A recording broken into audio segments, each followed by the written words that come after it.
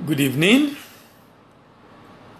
and welcome to another edition of Import Export Platform Facebook Live from 3T Impest Trade Academy. My name is Dele Ayimibo, and I will continue the conversation we started discussing starting and managing export business. So today we are looking at part 49 of starting and managing export business, and our focus is on letter of credit. Remember, letter of credit is a payment method in international trade. It is an undertaking of the buyer's bank given to the seller, giving assurance of payment when shipment is made and documents are presented that conform to the terms of the letter of credit. In the morning, we discussed a couple of things about letter of credit. We talked about the fact that letter of credit is could be confirmed and unconfirmed. That was where we ended in the morning, and I was trying to explain the reason of confirmed and unconfirmed letter of credit.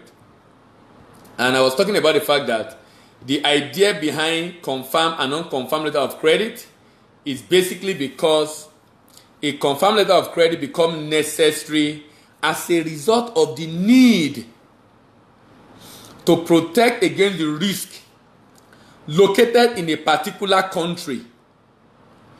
The risk located in a particular country, like political risk, economic risk. And I was talking about the fact that that risk is a risk to show that the risk that demonstrates the fact that even though the buyer's bank might have the local currency, like the case of Nigeria during the recession, you will find out that at the end of the day, that same buyer's bank will be unable to pay as at when due. The buyer's bank have the local currency, but the buyer's bank is unable to pay as at when due. Why? Because the buyer's bank is facing a challenge that posed by the non-availability of FX. Challenge posed by non-availability of FX, of foreign exchange. Now, this becomes a very, very important challenge that needs to be dealt with. Do you know that when Nigeria went into recession, that was exactly what we faced? Nigerian businesses have all the money. Nigerian businesses have all the money in terms of cash, naira, to pay their bill. But you know what? They were unable to pay their bill. Not because they wanted default. They have all the money. They have all the cash, but unable to pay. Why? The same risk I'm talking about. The risk is called country risk. And the country risk can be political. Country risk can be economic in nature. But you know what? Whenever country risk happens, we will need another bank in another country to give additional undertaking. And this is then called confirmed letter of credit. When we get another bank in another country to give additional undertaking, that is called confirmed letter of credit. And you know what? Confirmed letter of credit is a very common phenomenon when you are dealing with countries that you are not sure of payment coming in as at when due. Not because the buyer is fraudulent. As a matter of fact, letter of credit already tells you that the buyer's bank is the one you are looking up for payment. So not because the buyer is fraudulent, it's basically because the buyer's bank is not going to be able to raise the money because the country is undergoing a recession, economic issue, political issue, but any form of issue that make payment become very difficult. Every form of issue that make payment become very, very difficult. And this is very critical and very important because at the end of the day, if you do not put this into consideration, you just find out that you are unable to get paid as at when due. Now, this should then let you know that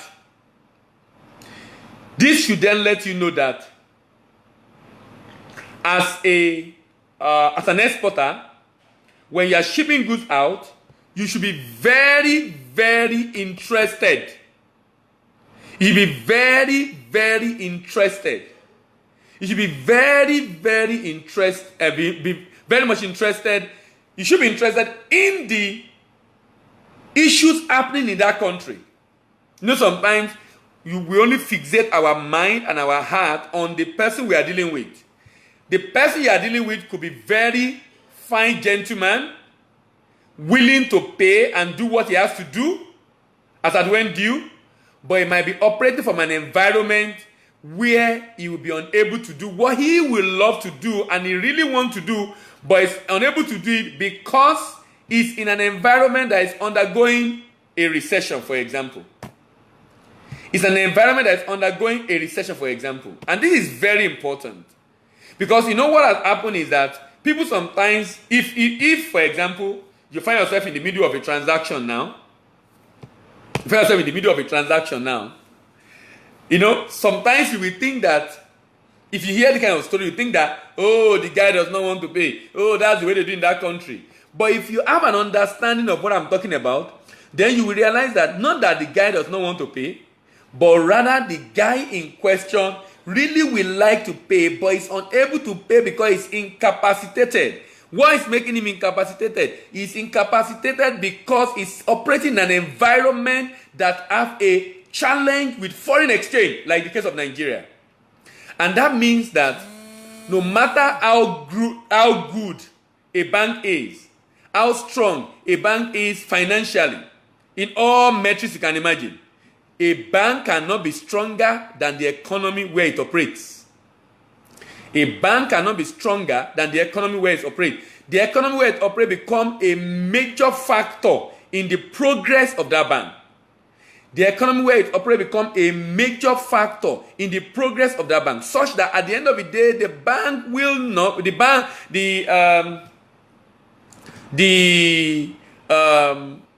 will be unable to pay because the economy where it operates is incapacitated.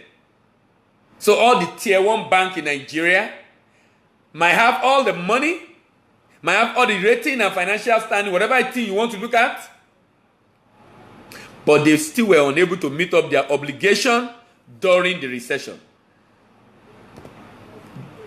They are unable to meet up with their obligation during the recession. What am I saying basically? I'm basically saying that you must be very, very conscious. I'm basically saying that you must be very, very conscious of this risk whenever you are dealing with a trade transaction. You must be very conscious of this risk whenever you are dealing with a trade transaction. Because this risk is very real. This risk has made it difficult for a number of organizations to be able to meet up with their obligations. Not because the buyer they are dealing with is fraudulent, but because they are dealing with a country that is having a challenge. A good example, case in point, will be Venezuela in this case. Venezuela. A country having economic challenges, but you are shipping there. Does not mean you can't do business with them. You can still do business with them. You just need to be aware of this challenge so that it becomes easier for you to be able to manage and mitigate that risk. You just need to be aware of this challenge for you to be able to manage and mitigate that risk. So the idea here is, how then do we mitigate this risk? You need to know the risk exists. You need to find a way to mitigate and manage the risk in order to be able to ensure you are still going to do that transaction and you will not have your finger burnt. And you will not have to regret that you took that decision. Not because the buyer is fraudulent, but because the economy where it operates is having issues. The economy where it operates is having issues. So we'll continue from where we stopped in the morning. Let me just tell you a little bit about the history of letter of credit. The history of letter of credit. Do you know how letter of credit started? Imagine this scenario. This is where, I'm talking about between 1485 and 1660. I'm traveling to Europe to go and buy product to sell in Nigeria.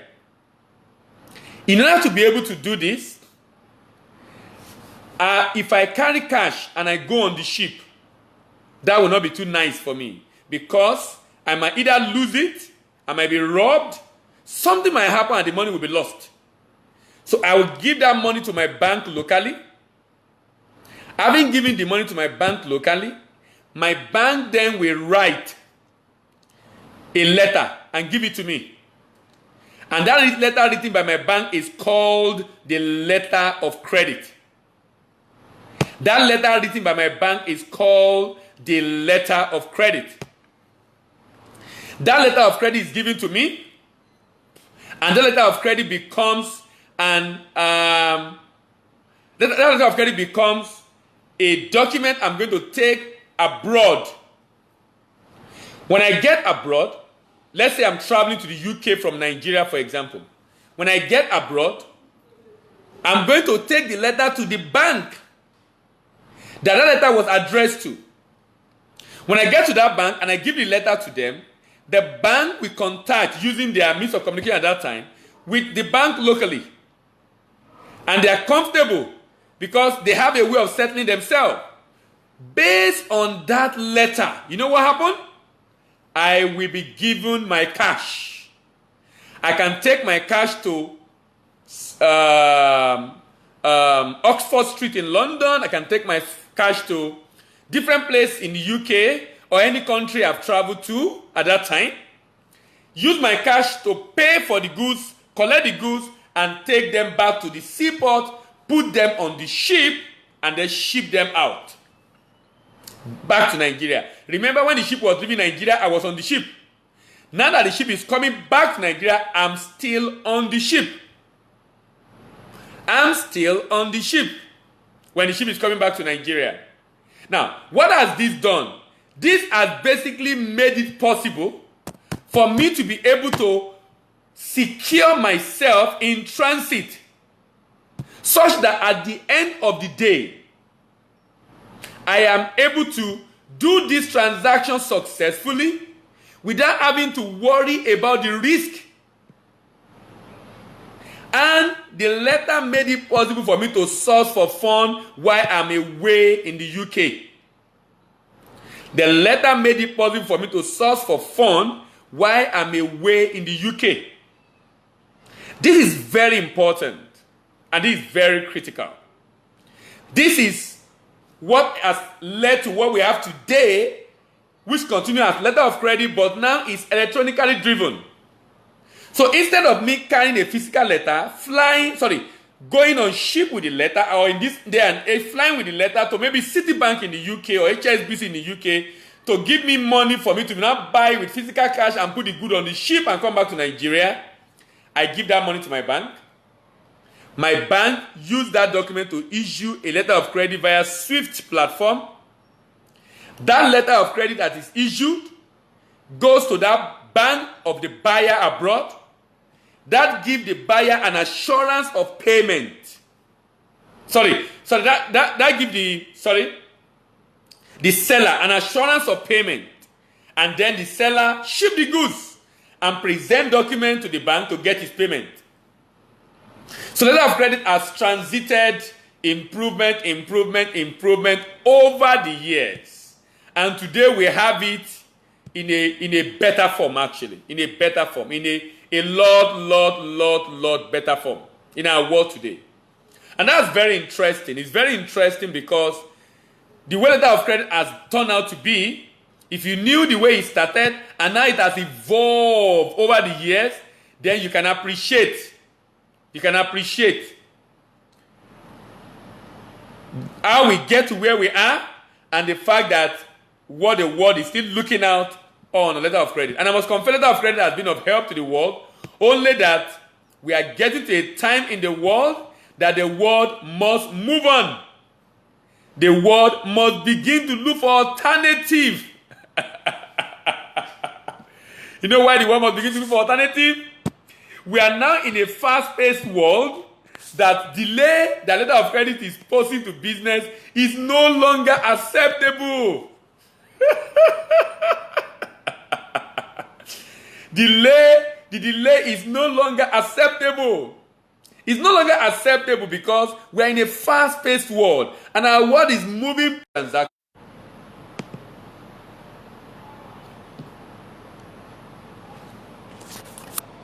All right, sorry for the break in transmission. I have an issue.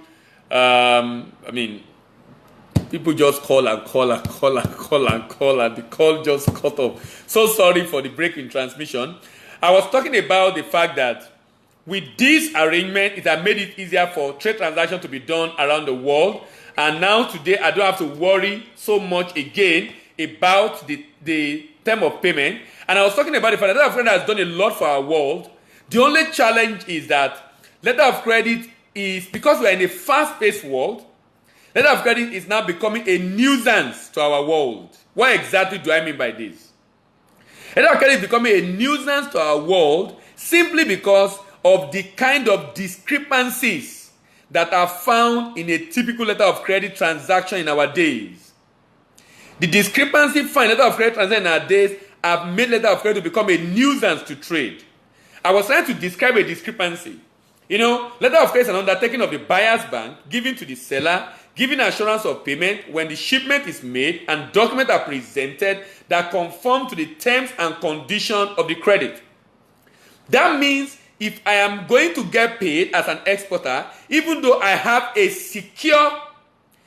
very, very, very secure payment method, I might still be unable to get payment. Not because the buyer is fraudulent, but because I have presented documents that are at variance with the terms I've agreed with the buyer. And because of this issue, a lot of people are having delayed transaction. And because we are in a fast-paced world, even though people in those days, we spend months to consummate one transaction because they have to travel with the letter. And many years back, even this discrepancy, people have been able to cope with it because at that time we can afford that timeline. But today, it's no longer acceptable. Nobody will take that again. Nobody will accept that again. It's becoming very difficult for many people to cope with the challenge posed by trade transactions of letter of credit with so much delay being experienced. What this is basically saying is that letter of credit today has become a nuisance to trade transaction. Meaning we must find alternative. And you know what? The world has found alternative. The world has found alternative. They found that alternative in open account. If you are just joining up for the first time, open account is a payment method in international trade, and I've described about 7 different options that you can explore to mitigate the risk of open account. Open account is the most risky payment method for an exporter, while advance payment is the most secure for an exporter. Open account is the least risky payment method for an importer, and advance payment is the most risky for an importer. So an exporter wants money to be paid ahead, an importer wants the good to be sent ahead. And because it's a buyer's market in our world, we have more people doing open accounts than advance payments, such that 80%, about $16 trillion of goods shipped in the world are done on open account. But we have recommended about 7 ways to mitigate that risk. Because what we found out is that the world has moved on. Letter of credit usage in the world is declining. Why? Because out of every 7 documents presented in letter of credit transaction, out of every 7 documents presented in a letter of credit transaction, out of every 10 documents presented in letter of credit transaction, you know what? 7 of them are discrepant. Out of every 10 documents presented in letter of credit transaction, someone is asking a question, which is best? LC, DLC, and SBLC. LC is letter of credit, DLC, documentary letter of credit, SBLC, standby letter of credit. Letter of credit and document letter of credit are the same. Viceroy, I'm answering your question. Letter of credit and document letter of credit are the same. Letter of credit and document letter of credit are the same. But standby letter of credit is different from letter of credit. Standby letter of credit is different from letter of credit. Standby letter of credit is a letter of credit standing by and waiting for the day of default. Standby letter of credit is a letter of credit standing by and waiting for the day of default. That means a standby letter of credit is not the instrument for payment. This transaction already has its own way to get payment. When there is a delay in that payment, when there is a discrepancy in that payment, when there's an issue that delayed that payment, standby letter of credit kicks in to protect that payment. So a standby letter of credit is entirely different from letter of credit. However, the world have creatively engaged standby to be used to replace letter of credit. So you know what happened now? People now issue standby, and instead of ascribing to it a default function, they are using it as an LC. They call it direct pay standby letter of credit. In this standby letter of credit, the standby letter of credit is no more going to be used as default, but rather as the instrument for payment. And that's what has happened in our world. So people are finding a creative way around it. Standby letter of credit is also one of the ways to mitigate the risk that happen in other payment methods. In fact, when I'm saying that letter of credit usage has been declining in the world, you need to understand the fact that standby letter of credit has also been increasing in the world. Someone says standby letter of credit is a post-dated check. If you call it a post-dated check, I have the issue of check. Post-dated draft, maybe a draft, a manager's check. You know why? A check can bounce. A standby letter of credit does not bounce, because it's given by a bank, and the bank is giving undertaking to pay. So, Viceroy, I'm not completely on the same page with you on what you said. I appreciate your opinion, but I'm not on the same page with you on that, because if you call a standby letter of credit a check, that means it can bounce if there is no money in the account. But standby letter of credit is supposed to be given by a reputable institution, preferably a bank. That means it won't be a check that can bounce. It will rather be a draft or a manager's check that cannot bounce. That cannot bounce. Let me continue. Having answered Roy's question, I will just continue from where I stopped. I was talking about the history of letter of credit. But what I will now go to, I'll be rounding off now. Tomorrow morning, I'll be starting discussion extensively on the types of letter of credit. I want to thank those that connect with us today. We come up every day, 8 a.m. Nigerian time and 6 p.m. Nigerian time.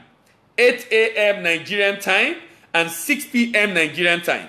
Every day we come up discussing international trade issues. So if you have friends and colleagues and allies who is interested in this kind of information, please remember to share. Click the share button for them to be able to have access to this information, to be able to understand exactly what it means to be able to handle trade transactions, so that at the end of the day, they will be able to have a very successful international trade transaction.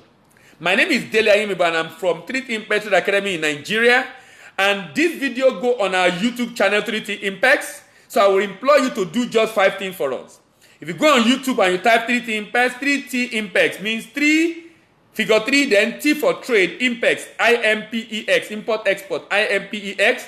Then you see our videos. Please like the videos. Not just like the videos, share the videos. Also remember to subscribe to our YouTube channel. Remember to drop your comment. And lastly, click the notification bell. Click the notification bell so you can you'll be able to have get notification whenever we come on. Thank you very much for listening again today. My name is Dele Ayimibo, and this is Import Export Platform, Facebook Live from 3T Impact Trade Academy. See you tomorrow morning, and bye for now.